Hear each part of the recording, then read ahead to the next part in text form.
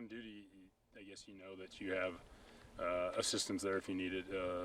We have the ability to call our dog to us if we need them in a certain scenario.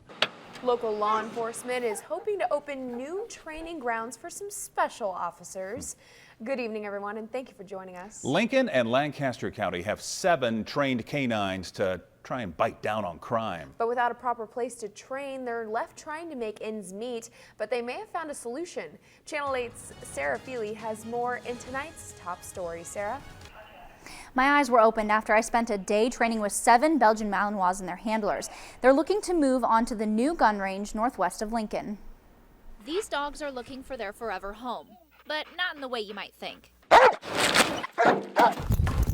These are Lincoln and Lancaster County's finest K-9s. It's the excitement of the different types of calls.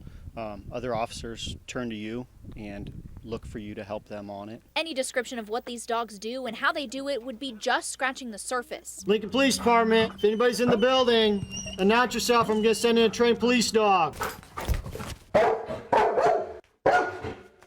Training these law enforcement officers requires a special setup. The more we can expose our dogs to the different environments, the more dependable they are on the streets. To keep the dogs up to speed, maintain their abilities, maintain our abilities. Now that their human handlers have new training grounds northwest of Lincoln, the 7 Belgian Malinois are hoping to get some too. There's been a demonstrated need for a training complex, a place where they can come together, begin their training, house the dogs, care for the dogs. After years of wear and tear on their old training facilities, the 7 dogs were left without a place to practice. They're currently training all over the city in old buildings and city parks. Now they'll partner with the military again to build a new building on the same land as their newly opened shooting range. Where it is, we can't tell you.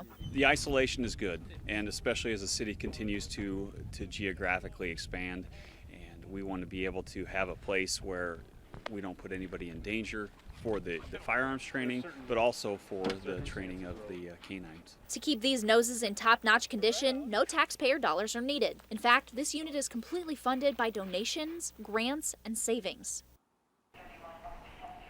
These dogs, which are thousands of dollars, come to the department virtually untrained, and with their handlers, they spend several months in narcotics and other training to make sure that these partners work well together once they hit the streets. Now, as far as that new facility, they think it'll be at least a couple summers before it's finished. Very interesting top story for us tonight, Sarah. Thank you.